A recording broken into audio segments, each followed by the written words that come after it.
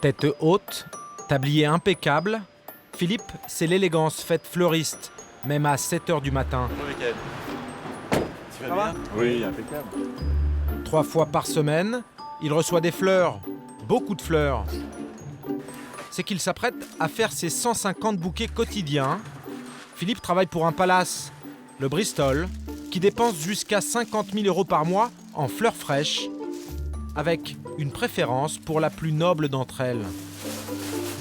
Entre 4 000 et 4 500 roses par semaine. C'est beaucoup. Tout à fait, oui. Mais c'est selon les besoins et on en a besoin pour tout l'hôtel puisqu'on fleurit tout l'hôtel. Au même moment, alors que les clients de l'hôtel dorment encore, Éric Fréchon s'active en cuisine. On peut voir qu'est-ce qui est arrivé, les poulardes là? C'est les poulets Brest qui sont arrivés. Chef 3 étoiles au guide Michelin, chaque matin il inspecte ses produits à la loupe, ému. C'est beau, hein? C'est quoi? Ça, c'est une poularde de Brest. Ça doit peser 2 kilos. Donc voilà. Donc ça va repartir. Elle fait 1,848 kg. Vous la renvoyez? Celle-là va repartir. Et pourquoi? Parce que elle ne fait pas exactement le poids que je veux. Et du coup, au niveau du cuisson, on est tellement précis que on va être obligé de la faire repartir. Au sous-sol, le room service se met en branle. Ce matin, 90 petits déjeuners à servir en chambre, dans le plus grand raffinement. Donc là, vous avez l'omelette, saumon, tomate, omelette blanc d'œuf, bien sûr.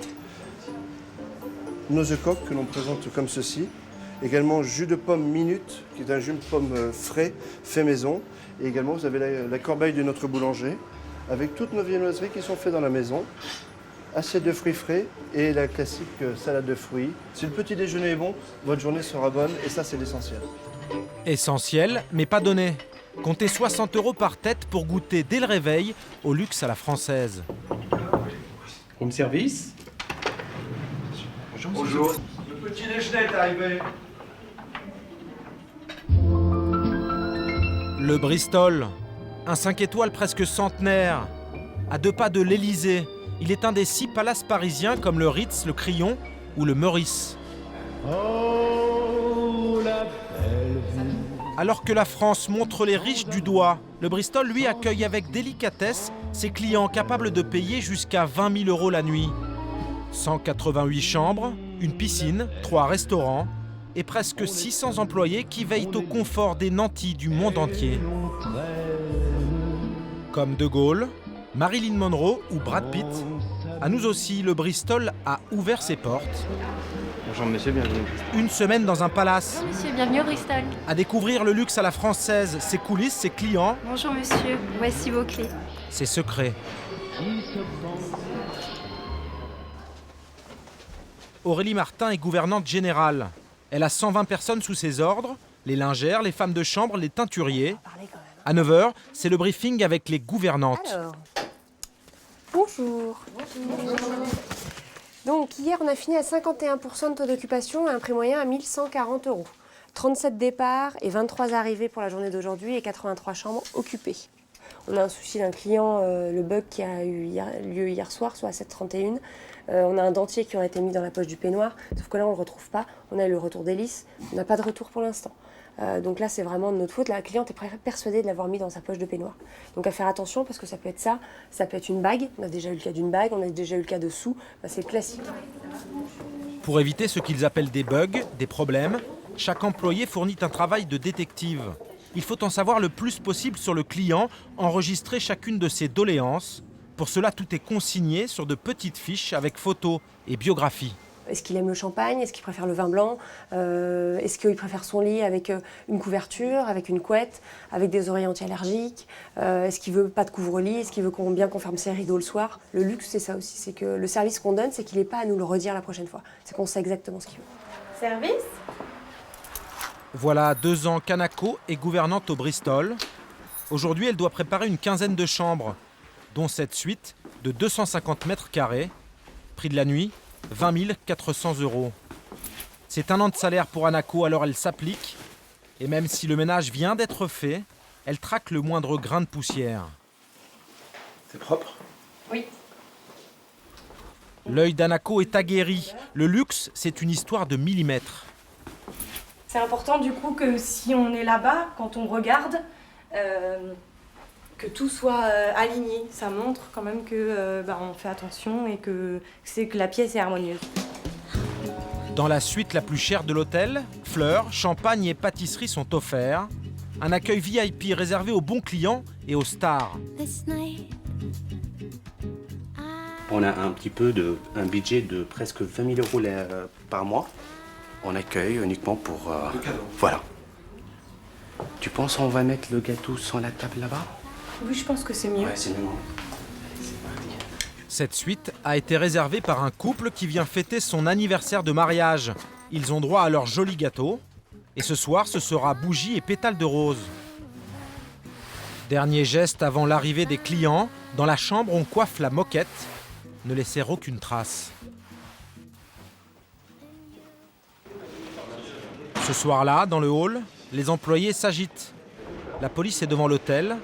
Les visages sont tendus, car l'établissement attend une cliente très spéciale, invitée de dernière minute. Pendant que le PDG du Bristol patiente sur le perron, dans l'urgence, son équipe prépare un bouquet de fleurs. Qu'est-ce qui se passe? Je ne sais pas. L'autre il est là, donc il faut un deuxième vase vide. Exactement. Ok, ça marche. Enfin, vide, plein d'eau. L'invitée surprise, la voici, Florence Cassé. Après 7 années de prison au Mexique, elle vient d'atterrir en France et c'est au Bristol qu'elle va passer la première nuit dans son pays. C'est TF1 qui paye sa suite. Elle est escortée par la police, par son avocat et par Monsieur Le Calvez, le patron de l'hôtel. Beaucoup de gens, hein? Oui, magnifique. Profitez-en. Oui. Venez, je vous accompagne. Comment vous sentez là? Heureuse. Enfin un peu de confort? Oui, je crois que beaucoup de confort. Surtout au Bristol. Hein? Trop de confort. Le patron du palace est ravi du coup de pub, mais il sait qu'il faut éviter de délaisser les autres clients.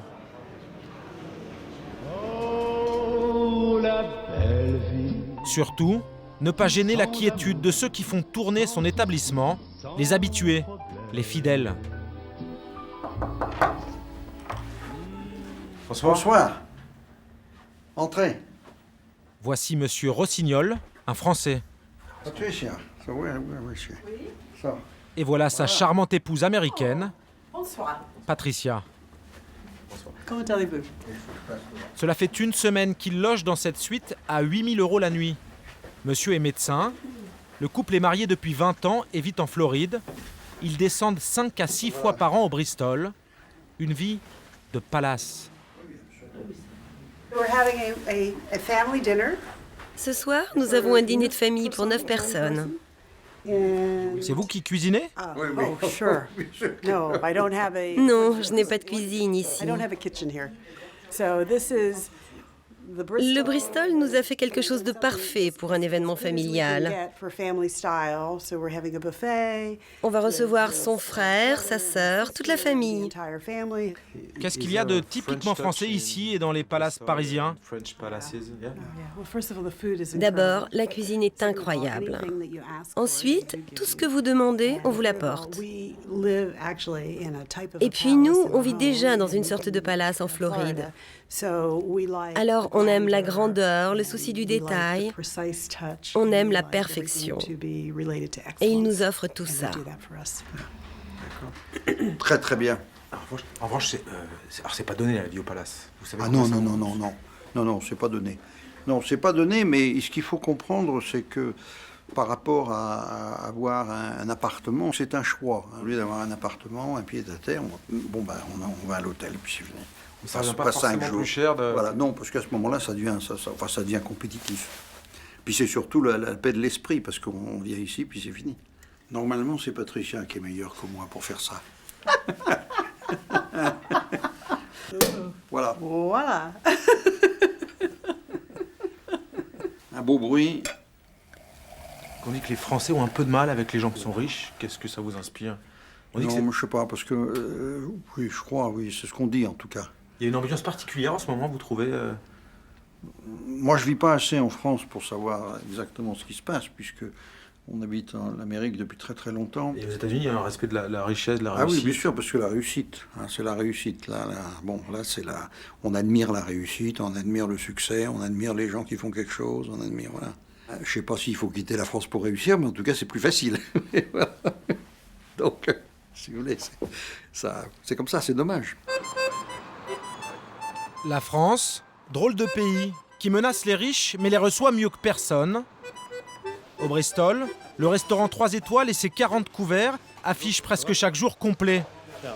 Et en cuisine aussi, le luxe vient se nicher dans la précision. Ce merlan se voit retirer ses arêtes une par une à la pince à épiler. À la cave, près de 90 000 bouteilles. Les plus grands crus sont conservés ici, dans les entrailles du palace. Donc ici, là c'est vraiment la petite caverne d'Ali Baba. À l'intérieur de ce petit réduit, des morceaux d'histoire. Ça c'est quoi là? Pétrus 61. C'est quoi? C'est le vin le plus cher au monde avec le millésime le plus rare qui existe. Ça vaut 16 000 € sur carte. Vous en vendez beaucoup? On en vend. Je me rappelle tout à fait du dernier client qui a pris, ouais, tout à fait. C'est il y a un petit peu plus d'1 an et demi, tout à fait. Quel profil? Fortuné et discret. Des clients fortunés et discrets que connaît bien Jean-Marie Burlet, directeur de la relation clientèle. Ici, ça n'est pas bling-bling ou tape à l'œil. Les clients sont plutôt chics. Et les accueillir est un art subtil. Est-ce que vous permettez que je vous salue? Vous allez bien? La règle, être sympathique, mais pas familier. Oui. Merci. Courtois, sans être obséquieux, en particulier lors du premier contact, l'arrivée.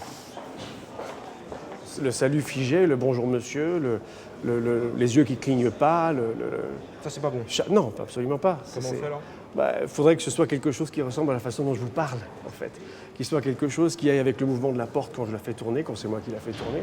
Et qui suive le client, en fait, qui arrive. Et je vais me rapprocher de lui, je vais lui demander est-ce qu'il y a quelque chose que je peux faire pour vous? Puis-je me rendre utile? Savez-vous vous diriger? Permettez-moi de vous accompagner, etc. À quel nom avait été fait la réservation? Enfin, toutes ces petites choses, en fait, qui vont rendre l'action la plus fluide possible. Ah! Plus que des belles suites ou des vins hors de prix, la signature de la maison, c'est d'abord de l'attention. Ici, on n'hésite pas à partager un café avec les clients pour recueillir leurs plaintes ou leurs désirs. Un palace, ça doit être un cocon, une île loin des tracas. C'est vous mettre dans un environnement où il n'y a que ce qui vous fait du bien, uniquement. Tout ce qui est à l'extérieur, c'est comme une barrière d'anticorps. Ils peuvent rentrer, ils n'arriveront pas à pénétrer. Il y a une réelle barrière qui n'est pas visible, hein, évidemment, et qui sera faite de sourires, de gens à la porte. Apaiser ses clients et parfois les divertir. Samedi après-midi, partout des robes, des mannequins. Ce jour-là, le palace ouvre ses portes à une jeune créatrice libanaise pour un défilé de mode. Et tout ça, c'est un travail à la main. Chaque robe vaut quelques milliers d'euros. Tu t'arrêtes à peu près à ce niveau. Zeina, l'organisatrice, fait répéter les mannequins. Et à chaque fois, Elle est ravie de défiler dans un palace, car c'est l'assurance d'un cadre prestigieux et surtout d'un public qui a les moyens. c'est une clientèle qui a un niveau de vie élevé, qui peuvent s'offrir des robes et qui ont surtout les occasions pour pouvoir porter ces robes-là. Bien assises autour d'un thé et de quelques douceurs, clientes de l'hôtel et invitées repèrent leurs futurs achats, qu'elles porteront plus tard partout dans le monde, mais pas en France, car l'Hexagone, dit-on, n'aime plus ses riches. Quand vous allez dans les palaces, c'est peut-être les seuls endroits où vous voyez un petit peu d'élégance, du raffinement, parce que les gens osent. Et c'est souvent des gens de passage. Si vous allez à Londres, vous allez voir de très belles voitures avec des chauffeurs, des femmes avec des fourrures et des beaux bijoux, de belles tenues. On ne voit plus tellement ça en France. Des Français aisés quittent ce pays qui ne les aime pas assez. Ils reviendront, en vacances peut-être. Au Bristol en tout cas, ils sont les bienvenus.